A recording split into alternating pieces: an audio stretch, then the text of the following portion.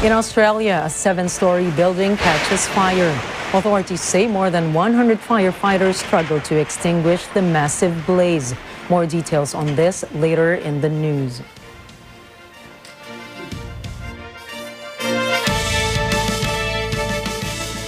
Good evening. I am Nina Richie Elago Flores. This is Mata ng Agila International. Now for the headlines. Beijing deploys beacons around Spratly Islands.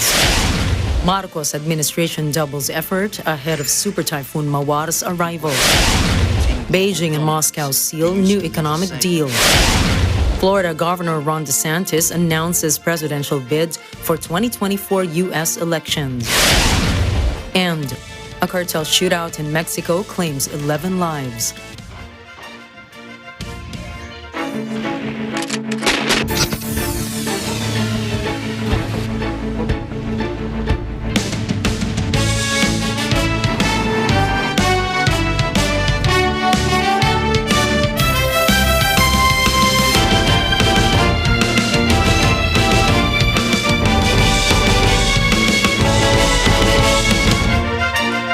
A new national survey shows the Philippines' labor force has decreased to 19% this March. Labor force refers to adults 18 years old and above who are currently employed and those unemployed and are seeking employment. Randy Bernardino tells us more. The latest survey from the Social Weather Stations, or SWS, says 19%, or 8.7 million Filipinos, are unemployed. This figure is 2.3 percentage points below the 21.3% figure recorded last December. But SWS says the latest number of joblessness is still higher compared to the 17.5% figure posted in December 2019, or before the COVID-19 pandemic. SWS cites the decline in joblessness was due to a decrease in unemployment in all areas of the country except in Mindanao. As of March 2023, SWS says adult joblessness was at its highest in Luzon at 21.7%, followed by Mindanao at 19%, Metro Manila at 17.5%, and Visayas at 13.5%. Joblessness hiked at 45.5% in July 2020 during the height of the COVID-19 pandemic. Unemployment went on a generally downward trend from September 2020 to December 2022 and dipped as low as 18.6% in October 2022. The survey also shows the country's labor force participation rate is at 62.4%, or around 45.9 million. This number is slightly higher than the 62.6%, or an estimated 45.2 million reported in December 2022. The survey was conducted from March 26 to 29, 2023, using the data collected from face-to-face interviews of 1,200 adults nationwide. Randy Bernardino for Mata ng Agila International. Trusted, connected, on point. The Commission on Audit calls out the Department of Labor and Employment, or DOLE, over the implementation of the 10.8 billion peso COVID-19 aid. JD Mahinay for the report. According to Commission on Audit, or COA, the Department of Labor and Employment, or DOLE, exceeded its target number of beneficiaries for the COVID-19 Adjustment Measures Program, or CAMP. The program aimed to provide a one-time financial assistance worth 5,000 pesos to affected workers employed in private establishments.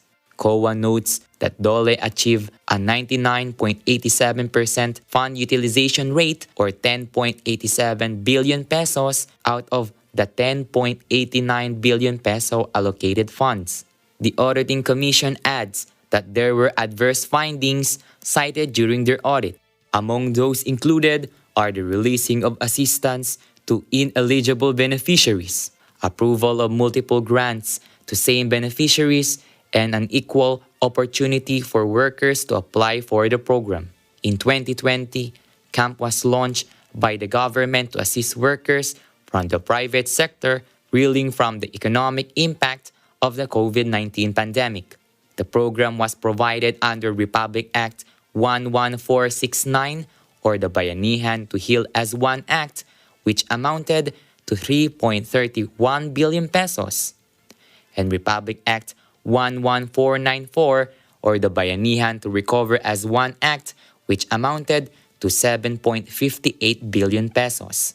JD Mahinay reporting for Mata ng Agila International. Trusted, connected, on point.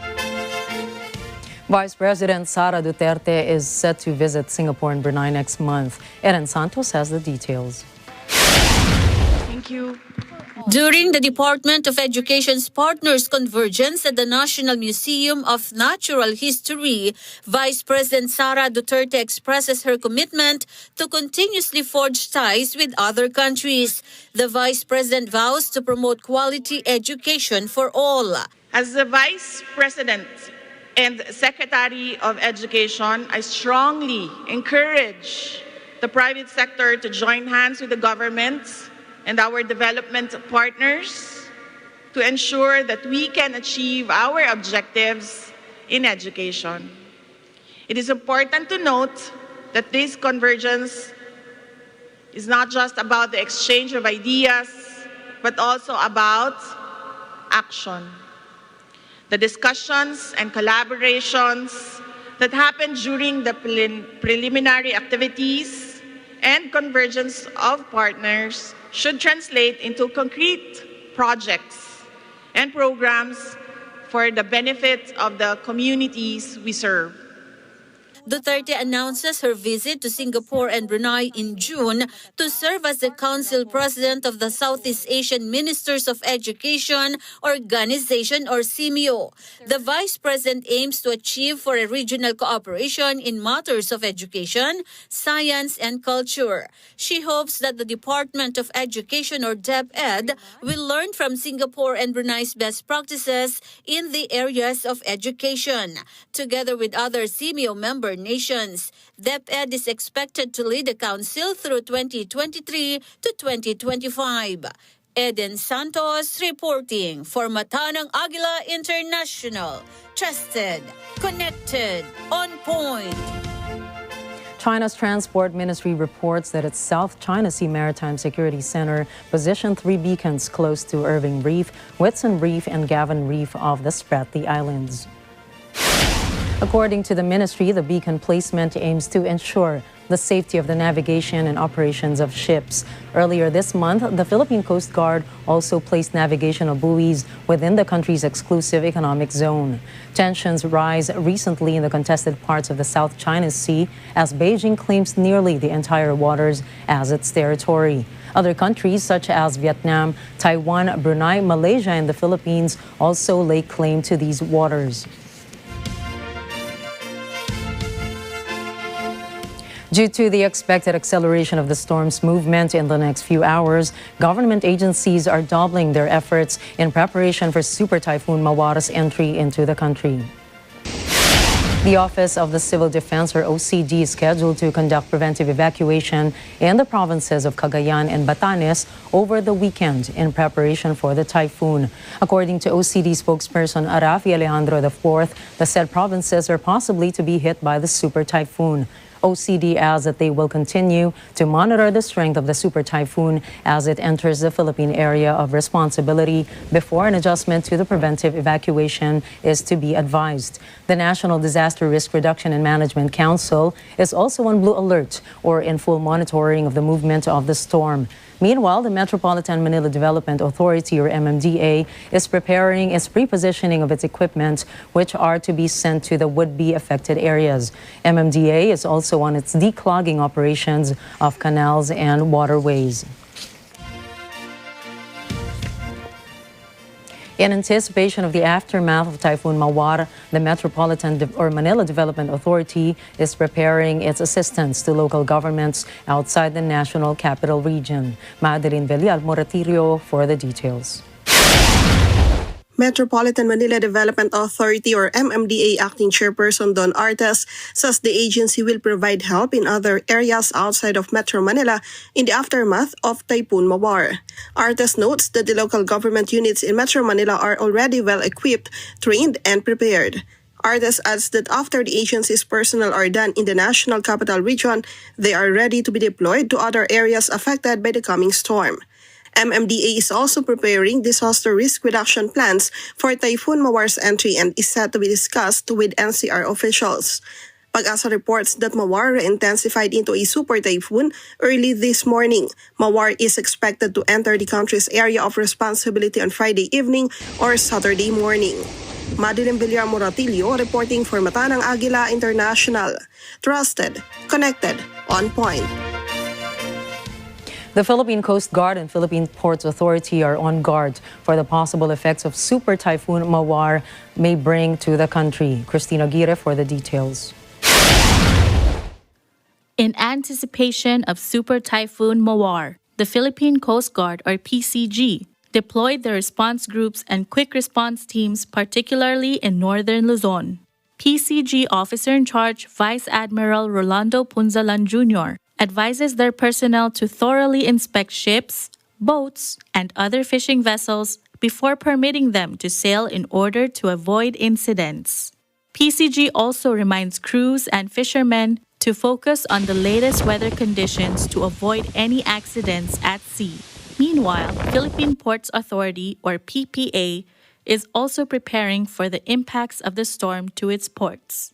In Zamboanga, the repair and strengthening of their buildings has begun, with the removal of light materials such as tarpaulin stands and alcohol stands. In Palawan, cargoes that may be affected by strong winds and rain are transferred to secure places. PPA General Manager J. Santiago reminds every port management office to offer assistance to stranded passengers and provide them with hot meals. PPA also notifies that 11 light ferry vessels coming from Larena in Siquijor, Plaridel in Misamis Occidental, Cebu, and Tagbilaran in Bohol are temporarily suspended today, not because of the incoming storm but due to technical problems. PPA advises the affected passengers to contact the concerned shipping lines for further details. Christina Aguirre reporting for Mata ng Agila International. Trusted, connected, on point. Coming up, a new attack from Ukraine leaves 8 civilians dead. Russia prepares for combat scenarios and special training ground. And U.S. President Joe Biden calls for an assault weapon ban. Stay tuned for more stories around the globe when we return.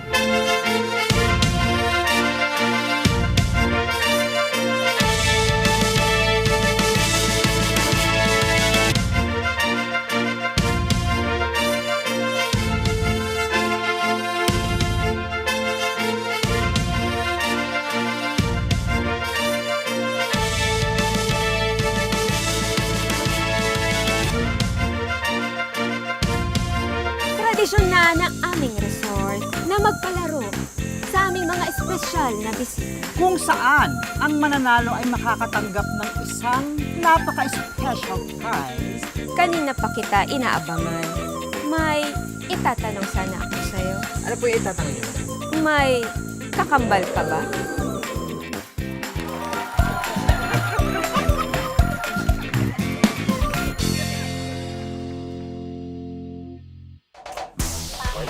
Kasayaw ka pala dito, ah. Pwede bang wag mo naman siyang bastusin? Teacher ko sa PE ito eh. Ano, Mr. Tiso? Tutuloy po.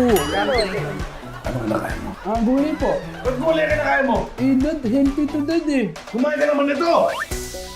Ayoko po niyan. Ay, hindi! Tama na ng gulay mo! Ito kainin mo! Ang title ng ating game ay Rock the Tissue Roll.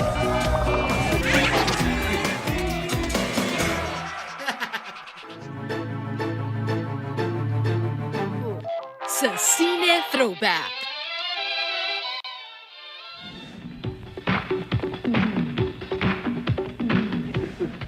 Ba't mo pinamigay yung kalabaw? Hindi naman natin yun ah. Kanya ako nga pinamigay eh. Manipis? Manipis. Oo nga, manifest. Manipis? Ayan, makapal. Ngayong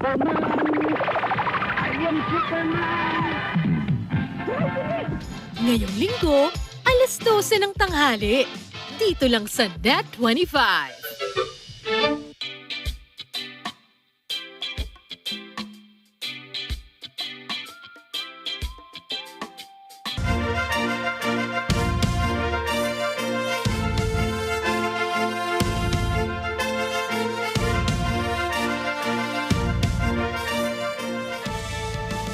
Welcome back to Mata ng Agila International. Guam Governor Alu Leon Guerrero urged residents to stay home for their safety as Super Typhoon Mawar swept their island.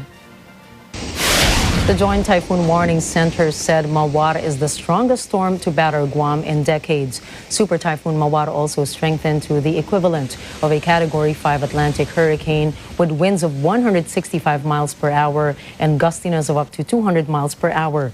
Residents of Guam dealt with damage and widespread power outages. Authorities said rainfall from Mawar could accumulate to as much as 20 inches.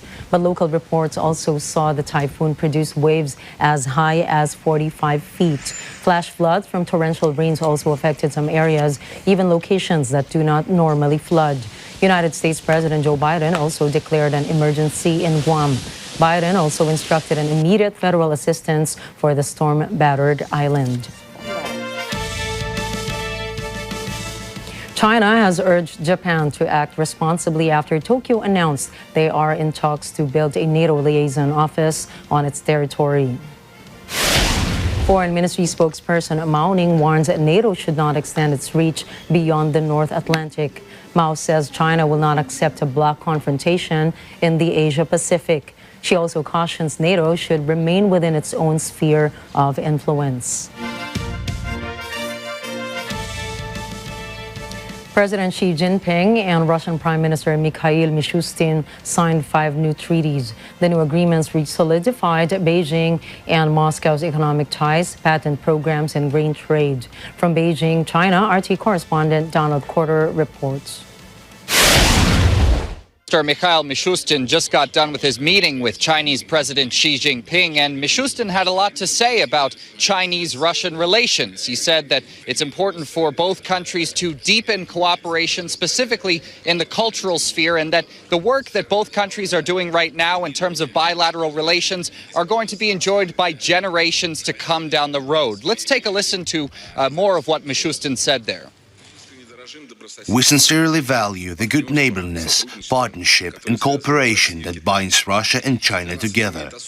This is of particular importance to us in the context of increased turbulence in the international markets, in the international arena in general. Our countries together are resisting attempts by the collective West to maintain global dominance, to use illegal sanctions to impose its will on independent states. I am confident that Russia and China will give a resolute response to these dangerous aspirations and create favorable conditions for confident progress towards our common strategic goals.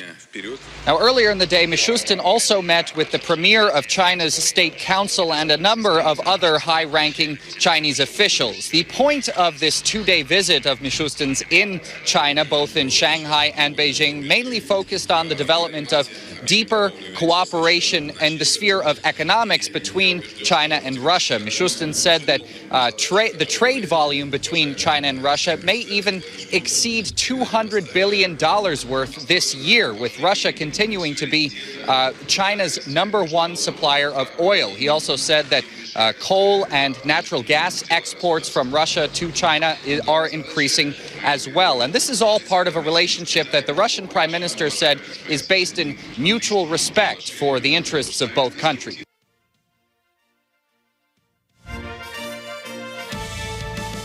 Russia's defense ministry reports that it had fended off 3 unmanned Ukrainian boats attacking its fleet. The ship was performing tasks to secure the safety of gas pipelines in the exclusive economic zone of Turkey.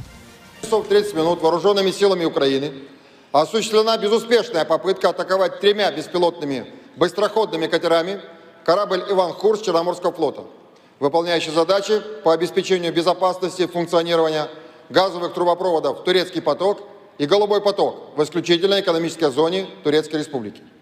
Все катера противника уничтожены огнем из штатного вооружения российского корабля в 140 километрах северо-восточней пролива Босфор.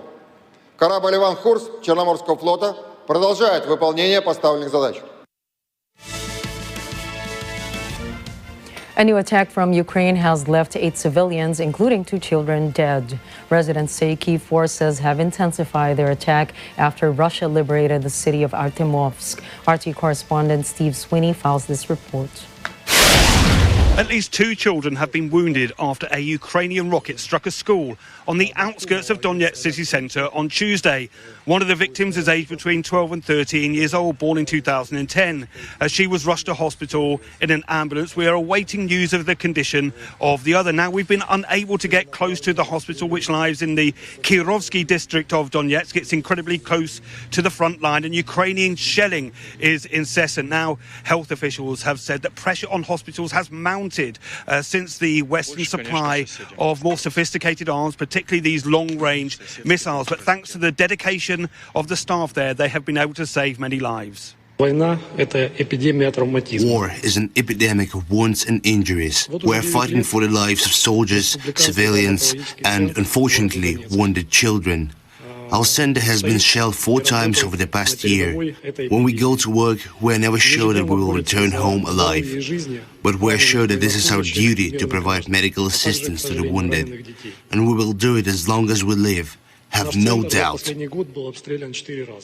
Shelling has intensified over the past few days, with residential areas and schools coming under attack from Ukrainian forces. A mother and child were among those injured on Monday night.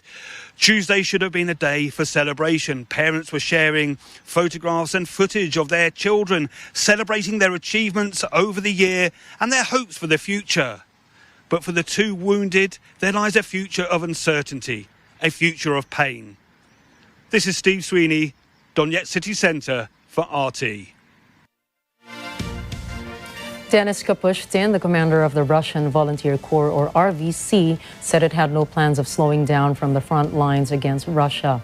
The militants carried out their attack in Belgorod region using armored vehicles. Мы видим, что военное руководство, военно-политическое руководство Российской Федерации к таким вещам абсолютно не готово. Они очень долго и много рассказывали про то, что они укрепляют линию, тратят на нее миллиарды, там зубы дракона, посты, какое-то там супернаблюдение. Когда доходит до дела, все это сыпется, ничего не происходит. The RVC, along with the Liberty of Russia Legion LSR, claimed responsibility for Monday's raid into the Belgorod region. Kapushtin said that Ukraine supported their troops with medical supplies, petrol, and food. He said his group had seized weapons, including an armored personnel carrier, and took prisoners during the operation. Investigative websites made several connections between Denis Kapushtin towards neo-Nazi groups. Russia describes the RVC as Ukrainian militants, but Kyiv says they come from anti-Kremlin paramilitary groups. The RVC and LSR have vowed to launch more incursions behind Russian lines very soon. И вчера, позавчера все убедились, что граница не на замке, что туда можно зайти, выполнить свои задачи. Если вчера это было несколько десятков километров территории, то завтра это будут сотни квадратных километров территории. Это уже будет не деревня, а областной центр. И найдутся люди, которые нам помогут в России, которые нас давно уже ждут. Wagner founder Yevgeny Prigozhin warns President Vladimir Putin could face a revolution if Russia does not improve its handling of the war. Prigozhin says similar events in 1917 may repeat itself unless children of Russian elite get serious about fighting the war. The Wagner boss does not believe that the West and its allies would get tired of war.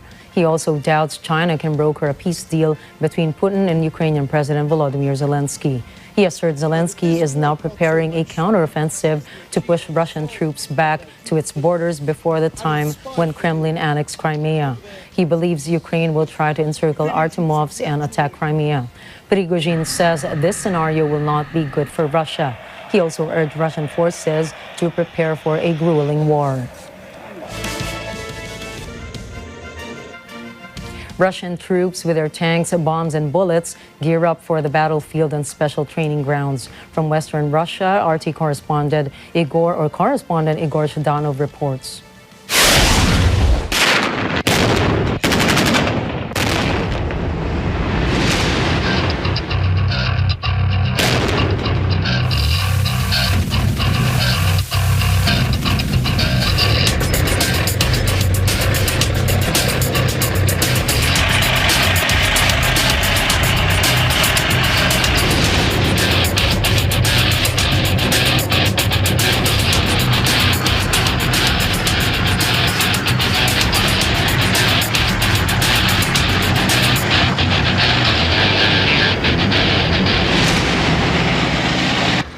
Our eardrums ring as the tank swiftly hides back behind the brick wall. We are in the midst of a battle simulation. Russian trainees operate in a makeshift town. According to the scenario, enemy tanks are advancing from the nearby fields. The target is over a kilometer away. This test site is larger than Johannesburg and Berlin combined, and no territory is put to waste. Not far from the brick town, the land is scarred with trenches. It's hard to count how many positions identical to this one I've witnessed in the fields and forests of the Donbass, and all the stories that I've heard from Russian soldiers explaining how challenging and how perilous the fights for every single one of these trenches are.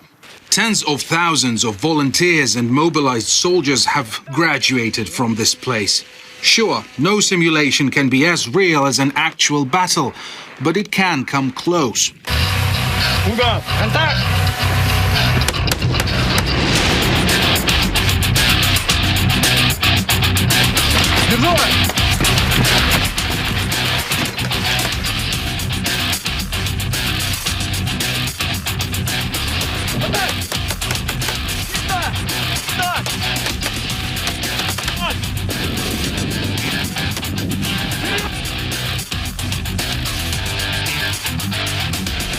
Everything happening here is Russia's response to the challenges its army has faced in Ukraine, and it has faced plenty.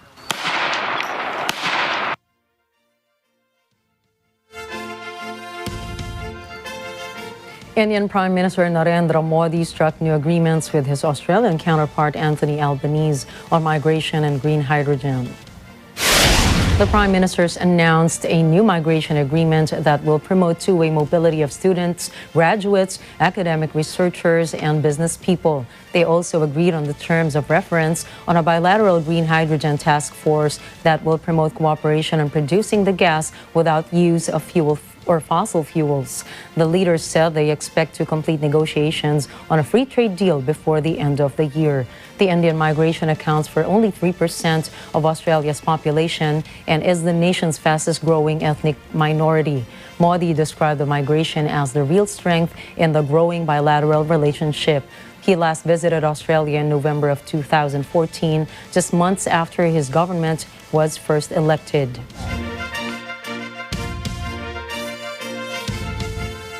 A Lebanese judge bans the country's central bank chief Riyad Salameh from traveling. The sentence followed just days after Beirut received an Interpol red notice following a French arrest warrant. Irvin Arquiza has the details. Riyad Salameh, Lebanon's long-serving central bank chief, has been the target of a series of judicial investigations, both at home and abroad. Allegations against him include fraud, money laundering, and illicit enrichment. French investigators suspect that during his 3 decades in power, Salameh misused public funds to accumulate real estate and banking assets concealed through a complex and fraudulent financial network. According to an anonymous source, the judge questioned Salameh and decided to release him pending investigation. Salameh, however, is banned from traveling. His Lebanese and French passports have been confiscated. The judge also asked the French judiciary to refer Salameh's file to Beirut. This, the official says, is in order to determine whether the Lebanese judiciary will prosecute him for the crimes he is accused of in France or not.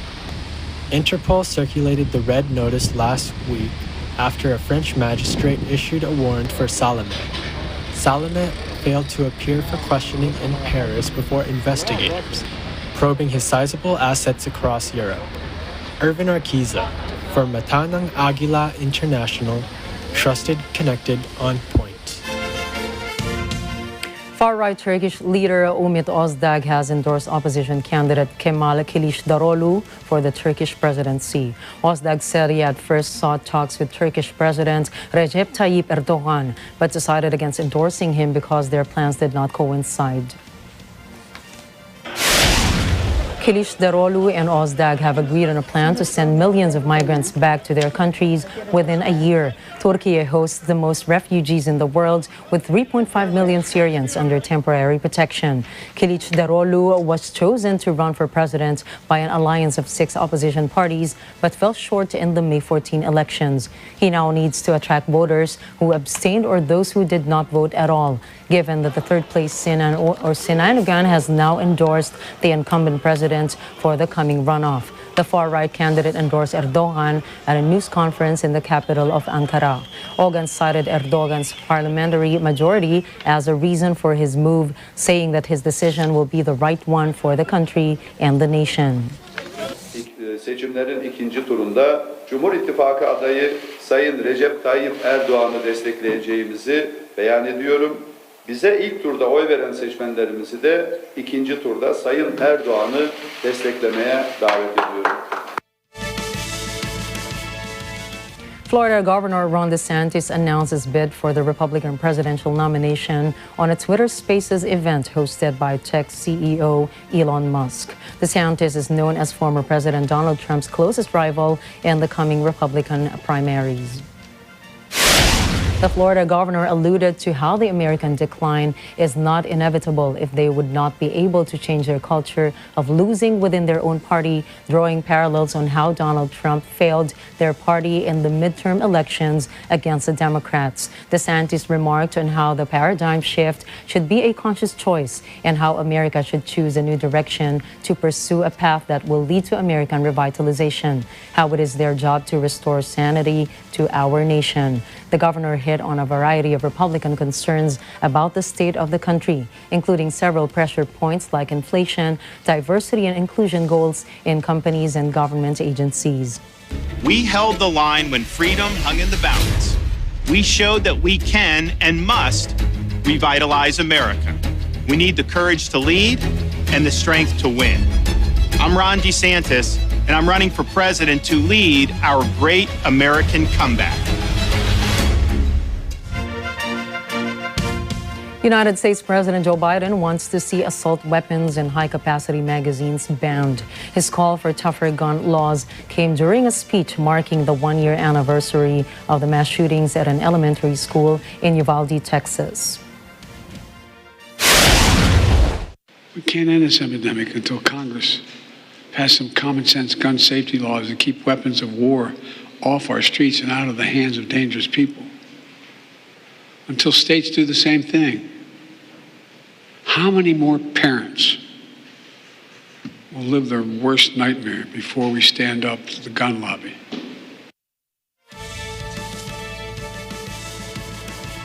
"19 children and 2 teachers died in that tragedy." Up next, Western Australia police released body cam footage of school shooting in Perth. Tasered 95-year-old woman dies in Australia. And triangular-shaped UFO seen above U.S. Marine base. Please don't go away. We've got more stories when Mata ng Agila International returns.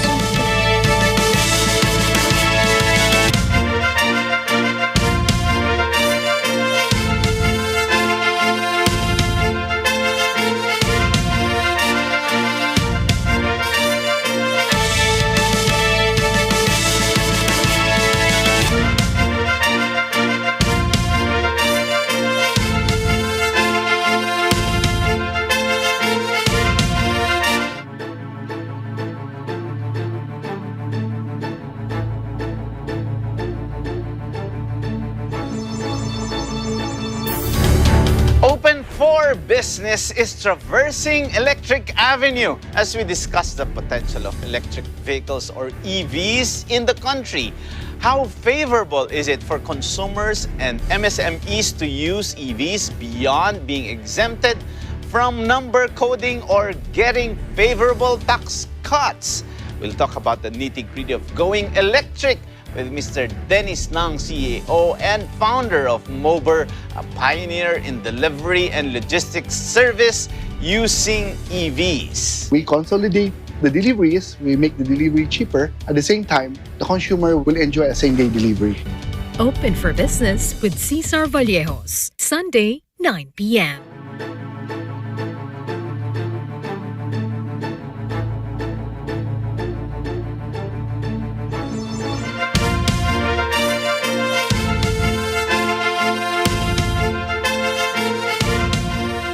In central Afghanistan, people are dealing with the aftermath of flooding this week. Heavy rains caused rivers to overflow their banks, killing 6 people and washing away dozens of homes. Anna Kui reports. Authorities say 3 women and a child died in central Afghanistan when flooding swept away their home. 2 others, a man and a woman, also died in the floodwaters. The water destroyed more than 100 houses and submerged about 200 hectares of farmland. Irrigation canals have also been destroyed. Research indicates Afghanistan is extremely vulnerable to the effects of climate change. Scientists say that is making weather events harsher and more frequent. Anna Kui for Mata ng Agila International, trusted, connected, on point. In just over 4 months, over 1 million Somalis have been displaced within their own country. Humanitarian agencies report the cause is due to a toxic mix of drought, conflict, and floods. Bruce Balmeo has the details.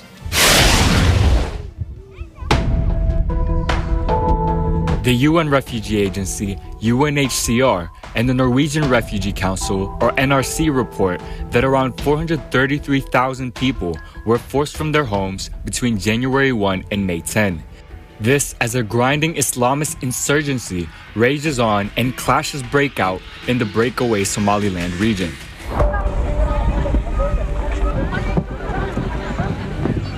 In a joint statement, the humanitarian agencies add that 408,000 people were displaced by floods sweeping across their villages.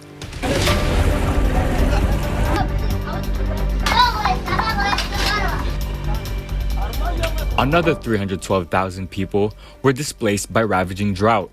Somalia and its neighbors in the Horn of Africa have been suffering the worst drought in 4 decades. These include Ethiopia and Kenya.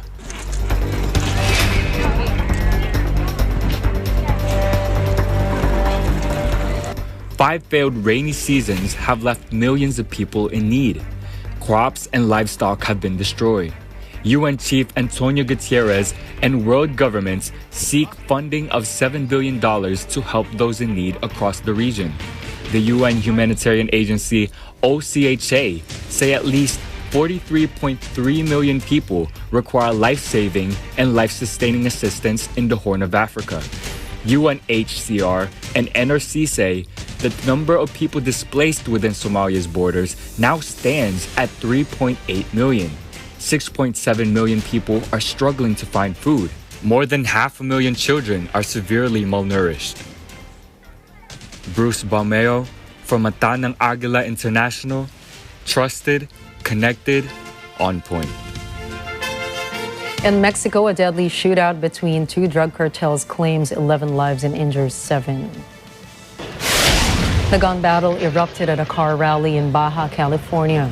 The footage shows witnesses fleeing from the area as non-stop automatic gunfire can be heard. According to journalist Alfredo Alvarez, the crossfire was between the Arellano Felix cartel and the Sinaloa cartel.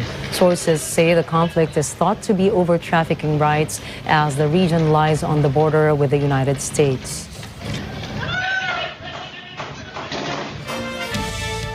Police have released body cam footage of the moment a teenage suspect was apprehended after allegedly firing shots at a school in Perth yesterday.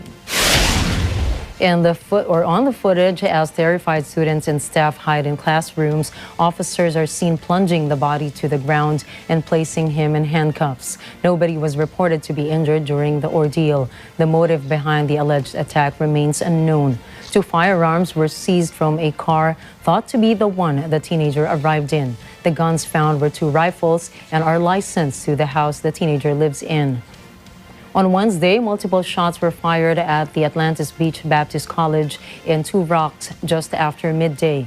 The suspect is believed to be a 15-year-old teenager and a former student. He is now in police custody and will face questioning from detectives. In Australia, firefighters struggle to extinguish a massive blaze from a 7-story building. In the video, the top floor wall collapses, crashing into pieces to the street below. New South Wales Fire and Rescue reports the fire spread to several neighboring buildings, including residential apartments. The agency adds more than 100 firefighters from 20 fire trucks and multiple stations came to help to completely put out the blaze. Authorities say the building was an unoccupied former hat factory. Local officials urge the public to avoid the area as firefighting operations continue. Claire Noland, the 95-year-old Australian great-grandmother who had been shot with a stun gun, has died. In a statement by police, she passed away peacefully in a hospital surrounded by family and loved ones on Wednesday. She had been hospitalized in Cooma in New South Wales since her skull was fractured when she fell after Constable Christian White shocked her with a stun gun last May 17. White and another police officer had gone to a nursing home in Cooma after staff reported that Noland had taken a serrated steak knife from the kitchen. Police announced Noland's death hours after reporting that White has been ordered to appear in court on July 5. He had been charged of recklessly causing grievous bodily harm, assault occasioning actual bodily harm, and common assault. The charges are likely to be upgraded following her death. Police say her injuries resulted from falling to the floor and not from the electric charge from the stun gun. White has been suspended from duty with pay since Tuesday. He and his police partner have images of the incident from their body cameras, but police have declined to release them.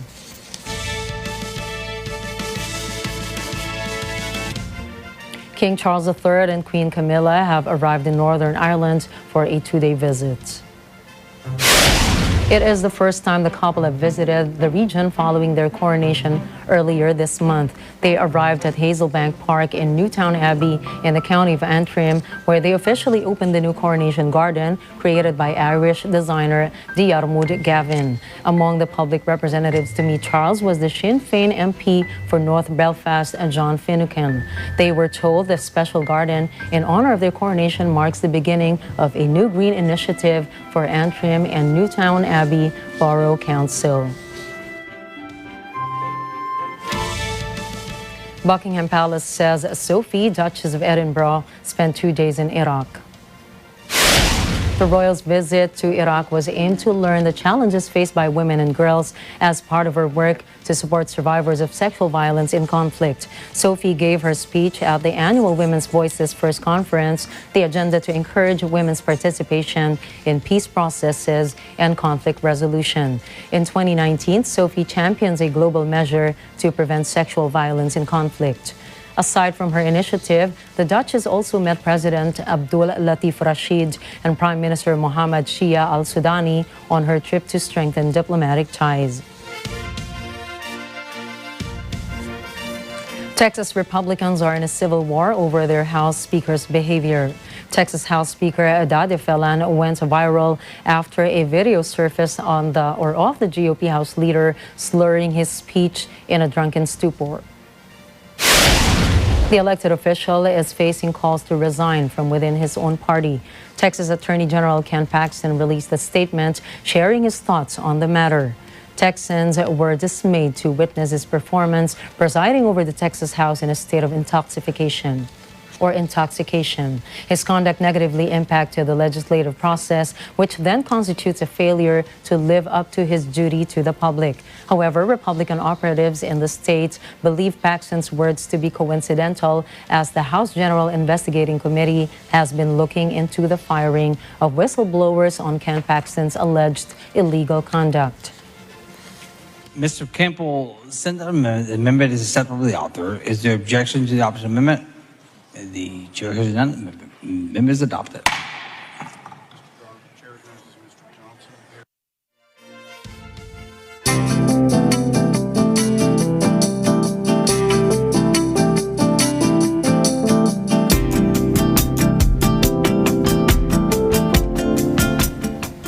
Rain and cooler temperatures have aided firefighters in the battle against wildfires in the western Canadian province of Alberta. That means many more evacuees are being allowed to return home. Thomas Likeness reports. More than 3,000 people will be able to sleep in their own beds as some evacuation orders have been lifted.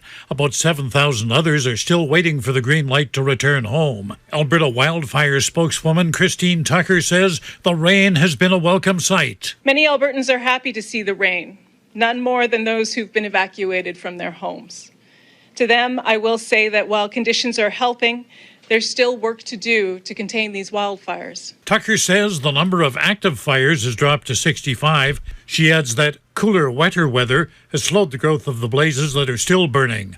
Reinforcements from Australia and New Zealand will be joining crews on the fire lines. 25 New Zealanders arrived Wednesday to help fight the blazes, and about 200 firefighters from Australia are expected to land this weekend. The fires have destroyed more than 1 million hectares of forest this year. That's more than twice as much than had been burned at this time last year. In Edmonton, Canada, Thomas Likeness for Mata ng Agila International, trusted, connected, on point. Coming right up, Gulf energy giants find unexpected allies in tech startups. Iran unveils new ballistic missile. And Queen of Rock and Roll Tina Turner dies at the age of 83. Catch the latest in sports, business, and entertainment when Mata ng Agila International returns.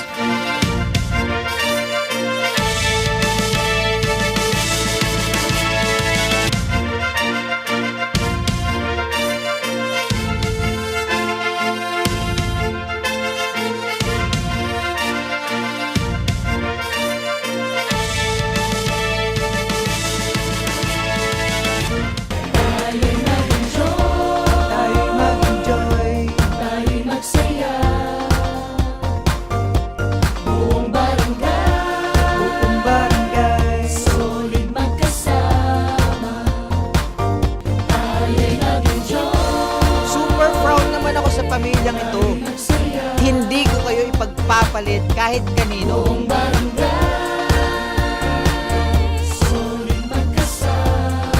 Solid, break it down.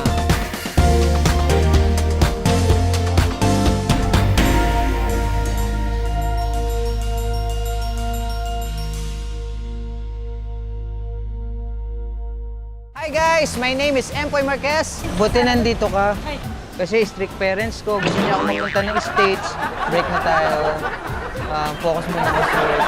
Sorry, Jennifer. At iniimbitahan ko po kayo manood ng Oh No, It's Biro Only with Tito Joey De Leon sa Net25 every Saturday, 8 p.m. Oh No, It's Biro Only sa Net25.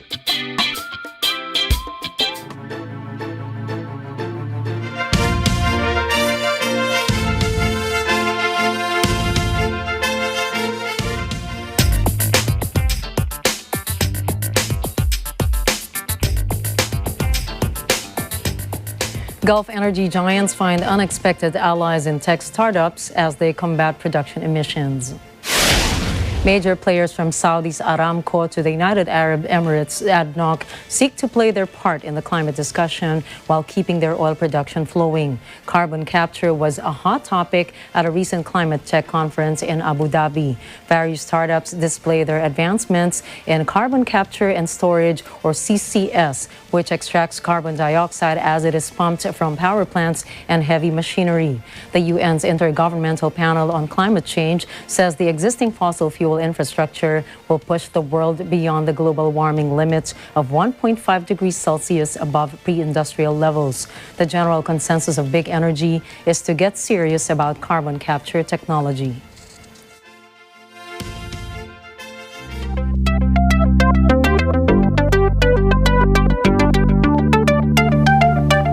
Iran's defense ministry just unveiled a new ballistic missile followed by its tech launch. The Khaybar is a liquid fuel missile with a range of 2,000 kilometers and a 1.5-ton warhead payload capability. According to state media, the high-mobility tactical missile is capable of top speeds of Mach 16 outside the atmosphere and Mach 8 inside. The missile is the latest version of the Khorram-Shar, Iran's line of long-range weaponry made available to allies. Its name references the ancient town of Khaybar, known for a decisive 7th century battle. پیام این اقدام برای دوستان ما کمک به صلح و ثبات در منطقه و حمایت همه جانبه از دوستانمون هست و کشورهایی که در مسیر مبارزه با نظام سلطه قرار دارند.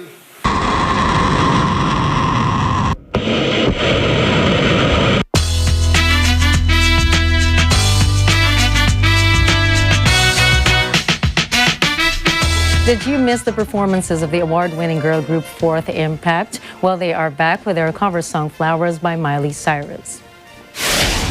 On their YouTube channel, the siblings performed again a cover of the said song. Fourth Impact is composed of four sisters, Almira, Irene, Mylene, and Selena Cercado.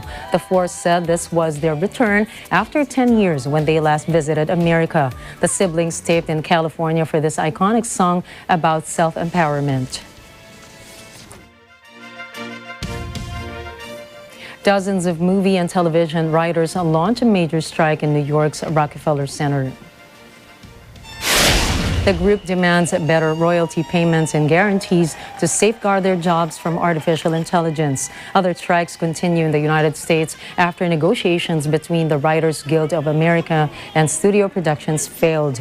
The dispute has put many studios to halt their productions. Sources say some 11,500 television and screenwriters have stopped working. Many late-night shows aired reruns, while television series and movies scheduled for release later this year may face major delays. Music legend and queen of rock and roll Tina Turner dies at the age of 83. After 7 years of fighting intestinal cancer, Turner passed away peacefully at her home in Küsnacht, Switzerland. She is survived by her husband, German music executive Erwin Bach, and two children she adopted from her former husband, Ike Turner. She is remembered for her hit songs such as Proud Mary, GoldenEye, and What's Love Got to Do With It. Turner is the first black artist and the first woman to be on the cover of the Rolling Stone magazine. She is also the second person to be on the cover after John Lennon in 1967. Turner will be forever remembered as simply the best.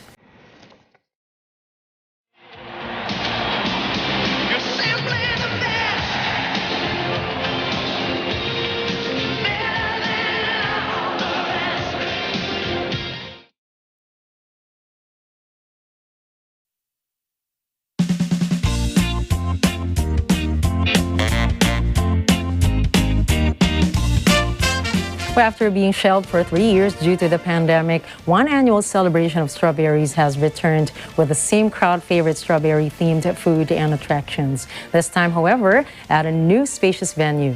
In Ventura, California, Alan and Eva with the report. Soil, climate, geography, and support of the local government are some of the factors which makes Ventura, California the perfect region for growing the county's most lucrative cash crop, strawberries. In 2021 alone, it was estimated that strawberries raked in over $700 million. And to celebrate the literal fruit of their labors, organizers set up the Ventura County Fairgrounds with strawberry-themed attractions centered around this delicious red fruit. We have 150 arts and crafts. We have over 60 food and beverage vendors.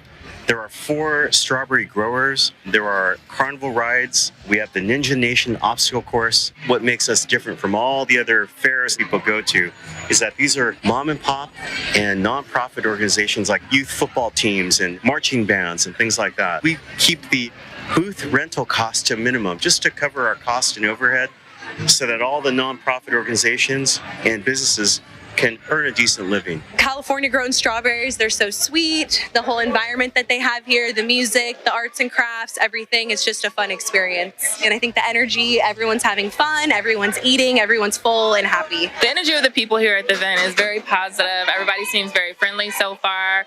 We just got here not too long ago, but we feel it's very welcoming and it's also very family friendly. Los Angeles is a big city with a lot of opportunities, but when you start stepping away from the big city and into the surrounding counties, you find that it's slower paced, it's easier for families, you have more room to do things. And Ventura has always been a nice, quiet town by the beach, so it's really a great place to have anything. Shortcake is delicious by itself, but when you add that right amount of strawberry, you know, that sweetness and that healthiness and that just the strawberry essence, if you will, it just makes it that much better. While it's true that most of the food and drink options here are packed with sweetness, visitors still have access to plenty of dining choices. Still, when at a strawberry celebration of this magnitude, you want to do yourself a favor and make sure to take a break with strawberry shortcake. Reporting from Ventura, California, Yvonne Allen from Matanang Agila International. Trusted, connected, on point. And to send you off this Thursday, we have a few words from singer-songwriter, queen of rock and roll, Tina Turner. You must love and care for yourself because that's when the best comes out. You really have to make the best of yourself because it's the only way you can also bring out the best in others. And that's a wrap for tonight's news. Catch the latest updates on our social media channels. This is Nina Richie Flores for Matanang Agila International. Trusted, connected, on point.